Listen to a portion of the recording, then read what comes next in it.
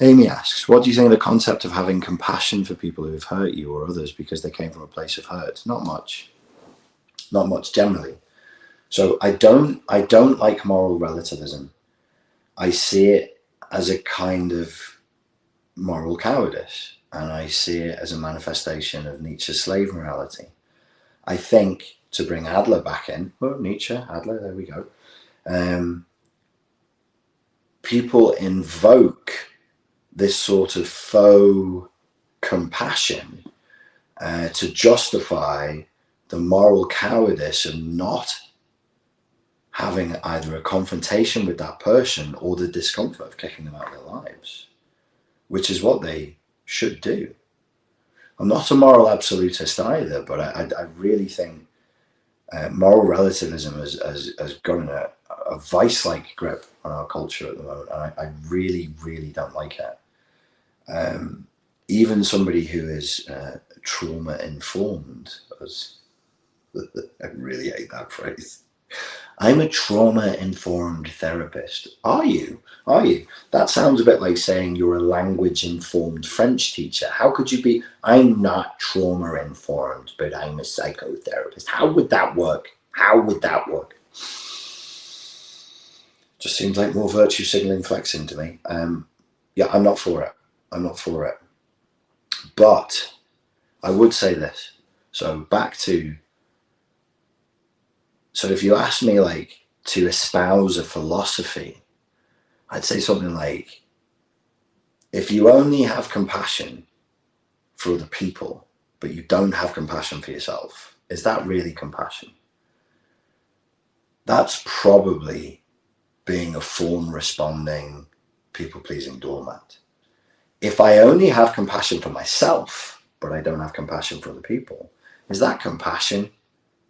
Or is that just selfishness masquerading as something virtuous? In Buddhism, not in all Buddhist schools, but in some Buddhist schools, there is a symbol of Buddhism, which is a sword, an upraised sword, and it has two edges. The compassion must cut both ways. If I'm going to be compassionate to you, and this is a way of overcoming codependency, if I'm going to be compassionate to you, this is my personal philosophy. I'm not preaching, I'm telling you what I do. I better damn sure have just as much compassion for myself. Or I'll call myself out and say, this isn't compassion. This is a repetition compulsion. You're seeking to fawn, me to me, Richard to Richard. Richard, you're seeking to serve now. You're looking to serve someone. You're looking to fawn now. You're in people pleaser mode. And I'll go, no, you don't understand. Me to me. My parts are arguing. No, you don't understand. She's really suffered. He didn't get a chance. He never knew his mum. No, I'm sorry. Like, I'm not God. I'm not Jesus down from the cross. I'm not a martyr. I'm not a bodhisattva. If I'm going to show you compassion, that's not a problem for me. But I have to show a commensurate amount of compassion to myself at the same time. So if I'm taking care of your needs, I have to expend as much psychic energy taking care of my needs.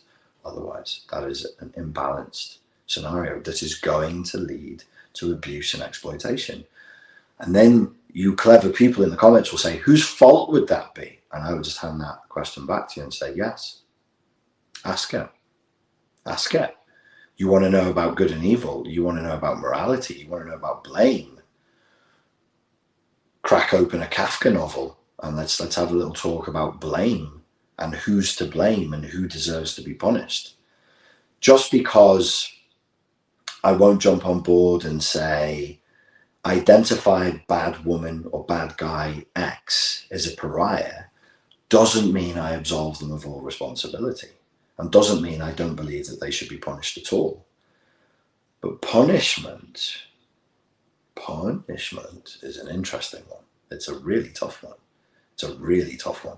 If I was made the benevolent dictator of a society, my administration would be ground to a halt by the philosophical problem I have with punishment. Because have you ever heard the expression only God forgives? Well, I think maybe only God should punish. But so you would say to me, so would you just let people go? No. What would you do with them? I don't know. I really, really don't know. I don't have, like, my philosophy just goes dead at that point. I don't know what the answer is. You can't let people get away with it. You're going to work them to death in a hard labour camp. Like, if I send Frank and Ben to go and do hard labour, are they both going to suffer in exactly the same way? No. Could some people thrive in those conditions? Yes. Is everybody being punished? See what I'm saying?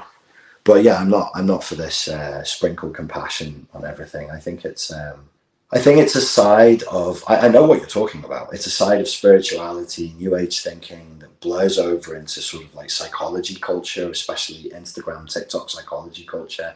And I really, really don't like it. I think it's extremely dangerous. I hold myself to account. I will hold you to account. And we will be judged by the same measure as far as I'm capable of doing that as a fallible human being. These are the rules.